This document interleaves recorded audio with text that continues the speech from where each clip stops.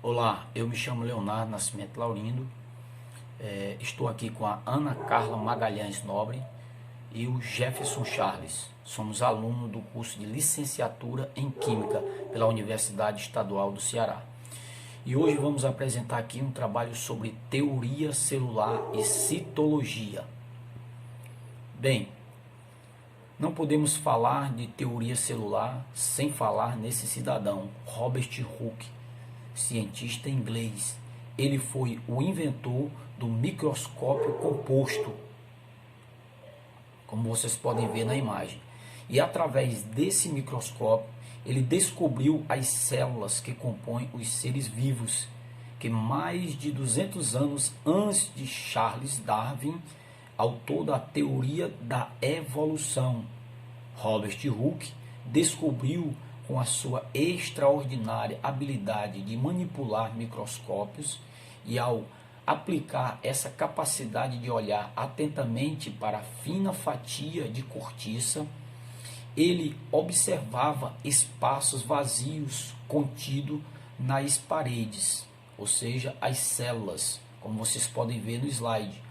Agora sabemos que as células são blocos de construção de toda a vida.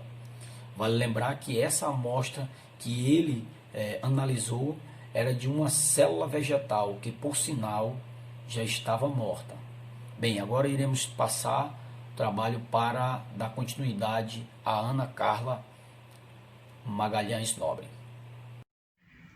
Olá, boa noite. Eu me chamo Ana Carla e dando continuidade ao que o nosso colega Leonardo falou, eu vou falar um pouquinho, de como as células elas podem ser classificadas de diferentes maneiras, sendo uma dessas a divisão em dois grandes grupos, os procariontes e eucariontes. A célula procarionte, por exemplo, ela destaca-se por não apresentarem um material genético envolto por uma membrana nuclear, ou seja, por não apresentarem um núcleo definido. Essas células elas também não apresentam organelas celulares membranosas, e elas podem ser encontradas nas bactérias. Já as células eucariontes, elas destacam-se por possuírem um material genético envolto pela membrana nuclear. Ou seja, essas células, elas apresentam um núcleo verdadeiro. Nelas, a gente pode observar a presença de organelas membranosas, e essas células, elas podem ser encontradas nos fungos, nos animais e nas plantas, por exemplo. Aí aqui eu tenho uma imagem, exemplo. Dá para ver, A gente encontra bastante semelhança, nesses grupos, como a presença de componentes básicos, material genético, mas mesmo assim a gente consegue fazer um resumo das diferenças de aspectos, por exemplo, em muitos aspectos. Por exemplo, a célula procarionte, ela possui uma menor estrutura, ela tem um funcionamento mais simples, não há organelas membranosas, o material genético dela está no citoplasma.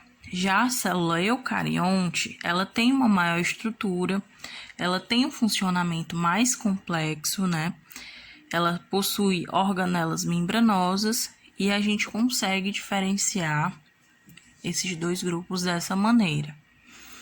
Esse aqui foi um pequeno exemplo que eu resolvi apresentar. Espero que tenha ficado claro. Muito obrigada. Boa noite a todos. Nosso tema é citologia, que é o ramo da biologia que estuda as células. Quando vem em mente as células vivas, como as eucarióticas e procarióticas, vem em mente que os vírus fazem parte dessa vida. Então os vírus, eles são seres pequenos, e são seres estranhos. Os vírus também, eles precisam da célula para sobreviver, O vírus não passa de uma cápsula de proteína, capsídeo, conhecido como capsídeo, envolvendo a molécula de DNA ou de RNA, que no caso o DNA é o desoxirribonucleico e RNA é o ribonucleico. Todos os seres vivos carregam em suas células as duas moléculas, mas os vírus não. Os vírus só carregam ou DNA ou RNA. Os vírus também não têm citoplasma com organela para obtenção de energia. Então, para sobreviver e reproduzir, todos os vírus precisam invadir uma célula e roubar dela o seu material genético, que é o DNA ou o RNA. E daí se reproduzir nesse caso, né? O ataque viral é simples e fulminante. Ele se encosta à superfície externa de uma célula, processo chamado de absorção, e injeta nela seu material genético, DNA ou RNA.